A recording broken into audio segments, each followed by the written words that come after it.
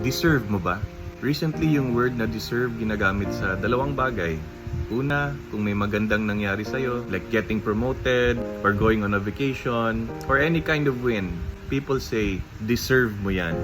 On the flip side, may nagsasabi din ng deserve pag may masamang nangyayari. Like buti nga sa'yo, deserve. Pero alam mo, we should always be discerning when we use words. Kasi di natin alam ang pinagdadaanan ng isang tao.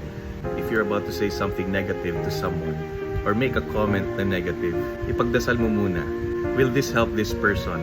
Or are we just venting out? Maraming nagsastruggle mentally, maraming anxieties, maraming worries. It would really help to say something positive to others.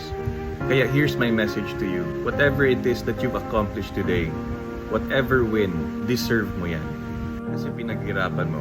Kahit hindi mo man na-attain yung goal fully, the fact that you tried, the fact na pinagsikapan mo, whatever progress you're experiencing now, you deserve it. And more than that, God allowed you to experience that win. Kung hindi pa dumadating yung win na inaasahan mo, continue to work hard, continue to be patient. It will come. Like what the gospel says, well done, my good and faithful servant. In other words, deserve mo yan. God bless you, keep working hard, keep hustling, and keep serving others.